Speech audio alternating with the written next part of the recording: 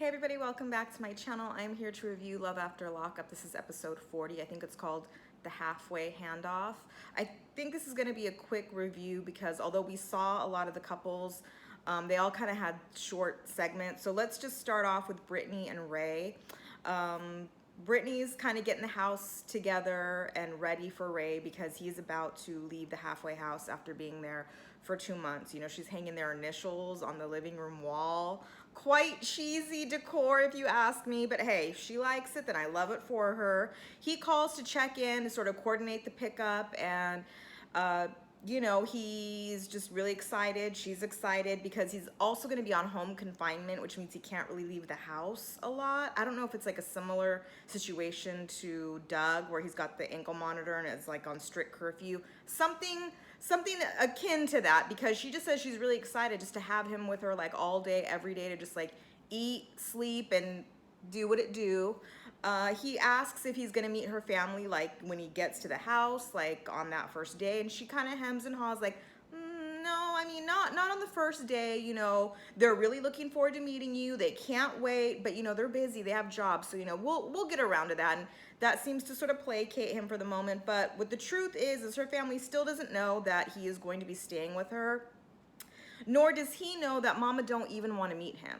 I mean, at least not right away. So she's really not being totally forthcoming and honest. But she also asks if it's just going to be her this time, alone, picking him up. And he says, yes, it's just going to be you. So she's excited. The next day or the morning or whenever, a few days later, to go pick him up, she has her sister come over so her sister can do her makeup. It must be like 4 or 5 o'clock in the morning. It's still dark out. She says that her sister Natalie, who's doing her makeup, is the only family member that knows that Ray is out of prison, but she trusts her that she's not going to say anything or spill the beans. And she just reiterates to her sister how excited she is to have Ray come and stay with her and be on home confinement because they can just be together all day. He's just like going to be stuck with her in the house. Like, what woman wouldn't love that? I would say most women that are sane. I don't know. I mean, I just get out. Like, I know I wouldn't want my husband, boyfriend, whoever is living with me, like all up in the house with me all day. I think that's like why people were having like so much trouble during like the whole like lockdown, quarantining together, because it's a lot to be with somebody 24 hours a day. That's just me. I wouldn't love that. But hey, you know, Brittany likes it, then I love it for her, as I say. So she gets her makeup done, she jumps in the car, she heads down to the halfway house, she's waiting for him, you know, and lo and behold, up rolls Grandma. Just a cheese, and like she's excited to be there. She's like driving, like, yeah, she's turning the corner, and Brittany's like, excuse me, like, what is Grandma doing here? Like, he didn't tell me she was coming. Like, what's going on? You know, she's all kind of annoyed, and she's stomping on over toward Grandma's way to find out what she's doing there and what's going on. And that's where we ended their segment. So I guess next week we're gonna get the, you know, confrontation with Grandma, but she better be respectful because I like that Grandma. Grandma, you know, she tells it like it is, which I love. So we'll catch up with them next week. Anissa and Jeff. Anissa is like the equivalent of Deontay. She's a fool. Okay, so Jeff calls her and tells her that he's got a day pass to leave the halfway house. I think they get like a 3-hour window to stay like in this vicinity to hang out together. So she has the plan that she's gonna drive down there, pick him up, and take him shopping for clothes, and if she's lucky, maybe get a little quickie in the dressing room. So she gets down there, but when she gets there, Jeff calls her and tells her, just kidding, I don't have the day pass. We can't hang out. I can't even leave the premises. She, of course, is disappointed and asks him, like, why? What happened? What's going on? And it's something about he needs to still get fitted for the ankle bracelet before he leaves, and the ankle bracelet fitting guy, like, is having trouble scheduling him in, so it's just not going to happen. You know, of course, she's a little distraught, disappointed, and she tells him as much, like, hey, like, this is really emotionally draining, this back and forth, like, you know, thinking I'm gonna see you and then I can't see you, like, when am I gonna see you again? And he tells her, I don't really know, babe, like, I'm not sure, you know, you just gotta hang in there and stay strong. And by the way, like, do you have any cash on you? Like, $100, like, I could really use it, like, can you drop it off? And she asks him about the other money she gave him, and he's like, well, I ran through it. I mean, you don't want your man to starve in here, do you? I'm pretty sure the halfway house is feeding him pretty sure, but then again, I don't know. I'm no expert on halfway houses. But I mean, she's like, yeah, okay, where do I leave it? Because I also have this other stuff I want to drop off. I think maybe like some fresh clothes, some snacks, some toiletries. And he tells her, oh, just leave it on the park bench, like outside. I'll come pick it up. Like, you mean she can't even go in and like drop it off at the desk and wave to you from across the, like, nothing. He's giving her nothing, but she's giving everything. I don't get it. Like, so she drops it off on the table, drives away. You know, the camera catches him walking out there, picking it up and just kind of sauntering back in. Like, he couldn't walk out and wave. I don't know the rules. I don't know the rules, but I know this is some bullshit. So she's driving home and she says that her friend Kyle told her that Jeff is basically a dog that she's feeding, and that's the only reason he keeps coming to the table. And I think friend Kyle has hit the nail on the head. Yeah, I mean, I don't know, like, why come back this third time to Anissa when you have, you know, ghosted her the 2 other times? I mean, because he knows she's a sucker and she'll give him the money. She's already gave him $50,000 for drugs, like, and all because she wants to, like, have sex with this guy? Like, Anissa, I think you can do better. No, I know you can do better. Girl, do better. So, I don't know, maybe she's starting to see the light. I sure hope so, because this is ridiculous. But that's it. I mean, we'll see what happens. We'll see what happens next week. Stan and Lisa. So Lisa wakes up the next morning. Remember, they had a fight. She went to a hotel. So we meet up with her in the hotel room the next morning. She's just has a very heavy heart. She's stressed because her son is stressed. You know, she's disappointed that she has invested 8 months into this relationship with Stan only for it to turn into a shit show, like, immediately, you know, and she's confused. Like, she doesn't understand, like, why he doesn't get it, like, that, you know, she's a mom, and, you know, of course, you know, the comments that he made hurt her, and, you know, she can see there might be some truth in that, but I mean, she's trying now to be a better mom. I think she just kind of overestimated what she could get out of Stan. You know, did she really think he was just gonna let her move her family into his house? Because that was a reach. I don't know that she quite understands that. So she decides to go to the salon to get some very questionable extensions put in. And, you know, the salon stylist is also a friend of hers, so she can, you know, fill her in, vent to her about what's going on with Stan. And she does, you know, she just lets the stylist know, you know, what happened the day before, and she's not sure, like, what's gonna happen now. And while this is going on, Stan's friend, I think his name is Dash, we've met him before, the golden boy, he comes over to, like, you know, check on Stan, see how he's doing. And Stan basically runs through the night before, you know, what happened, tells him I was kind of an ass, drank too much, called her a piss poor mother, and yeah, she took off. She went to a hotel, and the friend's like, well, that's not good, you know, because Stan's saying, like, you know, I really do care about her. I really do want to be with her. And so Dash tells him, like, well, if you really do love her and you want to be with her, then you need to apologize. Hope she'll give you another chance and start fresh, like, you know. And so Stan agrees, like, yeah, it's a good idea. So while she's at the salon, Stan calls, he apologizes, and asks if they can see each other, and she's kind of like, oh, you know, I'll think about it, I'm not sure, you know, I'll get back to you. So, you know, Stan just wants that old thing back, you know, when they first met all those months ago down in the dungeon. So I guess at some point, we don't see, she agrees to meet him for dinner. He makes some reservation at some, like, steakhouse. You know, he brushes out his best toupee and she shows up with her new questionable, crimped out mermaid extensions with her, like, knee-high boots sauntering in. You know, he thinks she looks great. He tells her, she's like, I know. Like, she knows what to do, what to put on, how to walk, how to say it. And he apologizes again. He tells her, I'm sorry for the things I said. I was just exhausted. I'd been driving, like, you know, 24 hours, you know, it was a lot. I had too much to drink. Like, and as a matter of fact, I'm not drinking tonight, you know. And so she says she accepts his apology. She's going to give him a second chance because she doesn't think he's a bad guy. It was just, you know, maybe it was just too much that day. You know, yeah, the long drive, the drinking, the emotion. So she's going to give him another chance. Oh, but you're going to reimburse me for that hotel room. And he's tells her, yeah, I'll do that. We can do that. Like, as a matter of fact, like, I just can't wait to get you home. And this is where it gets a little icky for me, because he's just telling her, like, I can't wait to get you home. I just want to lay with you and cuddle and hold you and have a conversation with you. And I want to do it, like, now, like, right now. Like, let's leave and go and do that right now. I, like, threw up a little bit in my mouth. You're just, like, creepy old grandpa. I shouldn't even say grandpa, because that's, like, an insult to grandpas. He's just, like, a creepy oldster. An oldster. And she's like, okay, so they leave. I guess, they made up for now.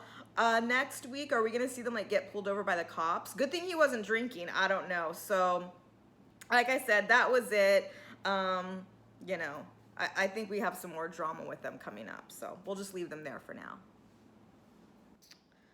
Deontay Nicole. This couple kind of exhausts me, and it's just like the same segment each and every week. Like, it's nothing new. I mean, it is what it is.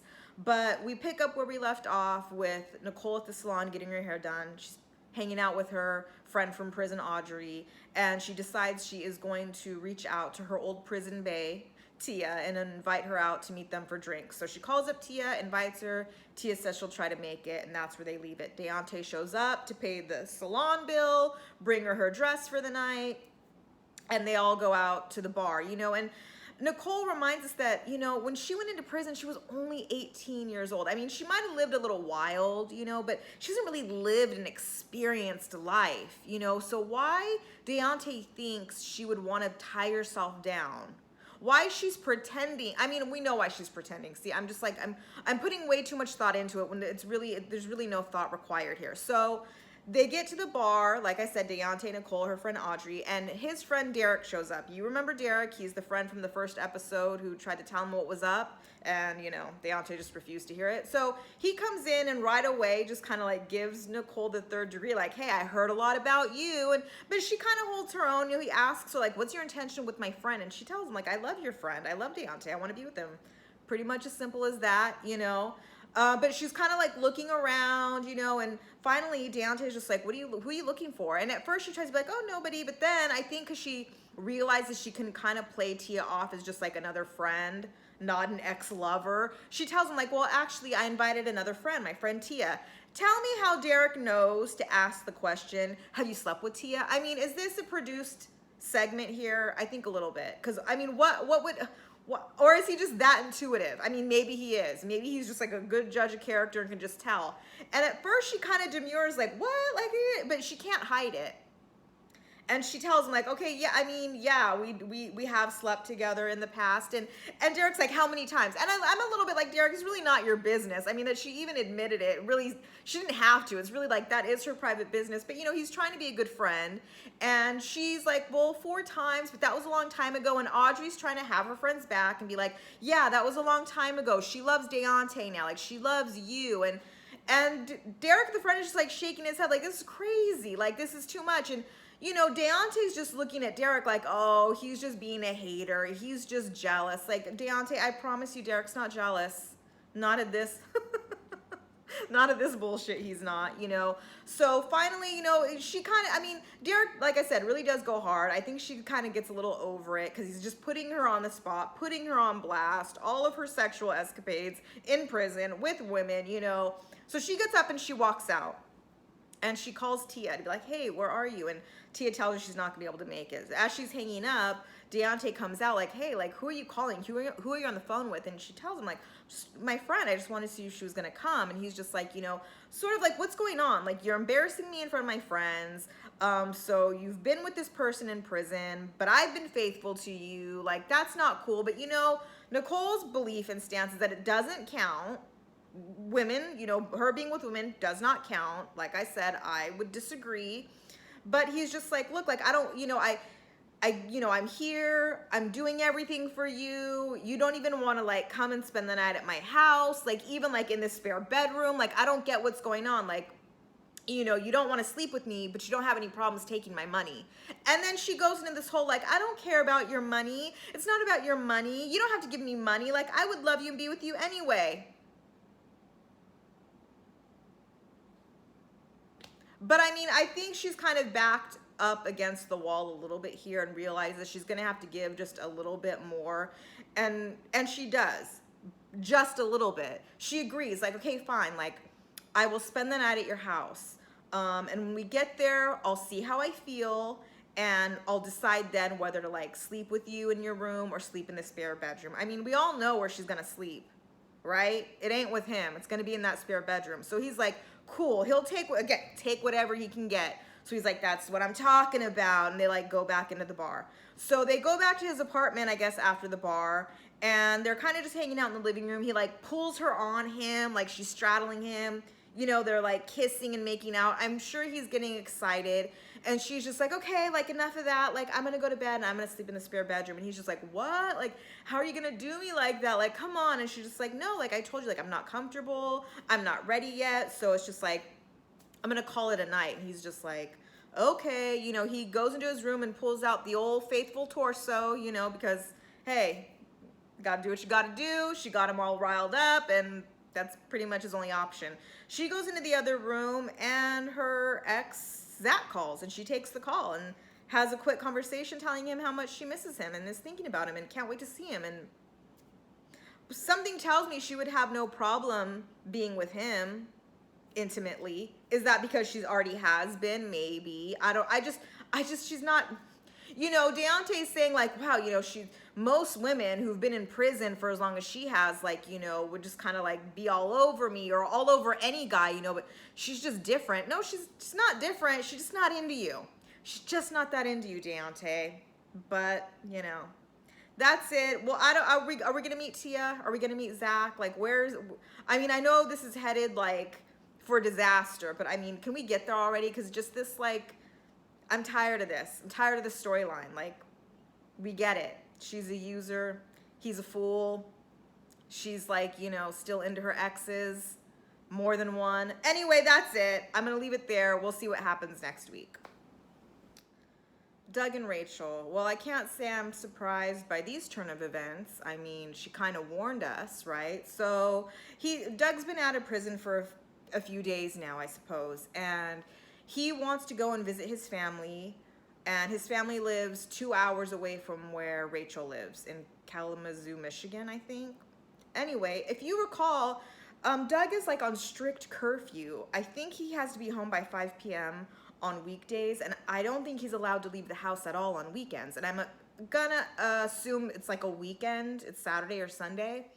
And, you know, he's trying to get a hold of his PO, his parole officer, to let her know what he wants to do, but he can't get a hold of her. So he just leaves a message like, hey, this is what I'm doing. Call me if you want the address, you know? All fucks be damned. You know, Rachel tries in vain to talk him out of it, telling him, like, I don't think you should go. You might get in trouble. Like, this is, you know, against the rules. And he's just like, I don't care. Like, I want to see my family. In particular, his dad, who he says is in poor health, which I get. I understand that. But there are ways to do this, you know? He doesn't have time for that. And Rachel's just so, you know, baffled because it's just a side of him she's never seen. And I'm like, really? I saw this? Like, anytime he called you on the phone and was moody and demanding and selfish, like, and weren't you the one who said, Rachel, like, following the rules is not his forte? Seems pretty on brand for Doug. Like, this is vintage Doug. This is what he does, you know? He just tells Dougie Jr., like, set an alarm on your phone so we'll know to leave, like, at a certain time. And I mean, that's the best he's gonna do, right? So they get in the car, they drive down to his family's home. They don't know that he's gonna be there. He's gonna surprise them. I don't even think they know he's out of prison. So when he shows up, of course, they are all shocked. You know, when did you get out? You know, the dad is very happy to see him. He's kind of emotional. He's got some older sisters, some young, like, nephews. Everybody's happy to see him. Mama ain't ready to see him yet. She's still sort of upset by, you know, everything that's gone down and his behavior. So that's fine. He's fine with that. They're just kind of hanging outside. It all seems like a nice enough reunion until, you know, they're all hanging out and one of the sisters, Ashley, you know, kind of in front of everybody says like, oh, you know, I found some of Dougie's like letters. I should read them to you. He was saying some like real like stuff about you, Doug. And Dougie Jr. immediately is like, I don't want to talk about that. Like, don't even talk about that. Like, stop bringing that up. And Ashley's like, I think I'm gonna go get them and read them. And Doug Sr.'s just like, yeah, go get them. I want to hear them. You know, Ashley's like, well, I already read them. It's a lot of like, you know, how he, you know, like you ruined his life, or, you know, you're a terrible dad. And Doug Sr.'s like, oh, I've heard that before, you know, and Doug Jr. is just like, stop, like, shut up. Like, you can tell he's like embarrassed. I mean, it's just like, what are you doing to this kid, right? So, you know, Ashley, his aunt's kind of just laughing it off. And Doug's other sister, I think her name is Crystal, kind of pulls Doug aside like, hey, like, you know, when Dougie was staying with Ashley, so I suppose when Doug was in prison, Ashley was taking care of Dougie. So Crystal's telling Doug, like, when you were in prison and Ashley was taking care of him, she was really hard on him. She was always a bitch to him. Like, she treated him like shit. And he's just like, I don't care. Like, no, like, you call it, you know, treating him like shit. She's just giving him a hard time. And she's like, no, like, you know, Crystal's kind of standing up for Dougie Jr. as she should. And is saying, like, look at how she's treating him right now. Like, why is she embarrassing him? Like, why doesn't she give him some respect? Like, yeah, just because he's a kid doesn't mean he isn't entitled to like some privacy and respect. And clearly these letters, you know, are a sensitive spot for him. Ashley doesn't care. And, you know, Crystal's just like, you know, I wished I could have taken Dougie. Like, I would have taken Dougie, except, you know, lo and behold, her husband, boyfriend, partner, whoever, he's an ex-convict, and so it wouldn't be allowed. And Doug Sr. is just kind of yelling at Crystal like, oh, like, shut up. I don't want to hear that. Like, I know Ashley loves him. I know Ashley was there for him. She was the only one who took him in. But also, we learned that, yes, Ashley did take him in, but as soon as he went over to Rachel's for like a weekend, like, she never went and picked him up. She just left him at Rachel's, which, I mean, maybe it probably was better for him there, but it's like, that's what I'm saying. This poor kid, what has he seen? He's been passed around, no stability, nobody really standing up for him. Like, because at this point now, you know, Doug Sr.'s like cursing at Crystal, calling like, shut up, bitch. And I just, you know, Dougie's crying, Rachel's hugging him. It's just like, this is traumatizing. I'm traumatized. Like, yeah, it's a lot. And like I keep on saying, this kid has been through enough. I want him to get into some therapy. I want him to like work through this. I want him to do really well in school, and I want him to get the hell away from this family, because he seems like a smart kid. He's aware of what's going on. He knows his dad, that his dad's a womanizer. He knows his family's crazy. Like, it's just like, it hurts my feelings when I see kids that, you know, don't have a choice, that just like, this is his circumstance right now. Like I said, dealt a shitty hand in life. And I appreciate the sister Crystal, his aunt, sticking up for him, because who else is? I'm rambling, but that family, it's not even that family, because the dad seems cool, Crystal seems cool, Ashley, I don't know why she's so hard on Dougie. You know, Doug Jr., I don't know, you guys. This reunion, it was a bit of a shit show, but that's where we left it off. We'll catch up with them next week. Like I said, I think this is a pretty short review because we got all the couples pretty much, but all short segments. So it's like this all just has to be continued. We'll pick up next week and see what happens. So thank you for watching. Rate, comment, subscribe if you like, and I will see you all next week. Have a good evening. Bye.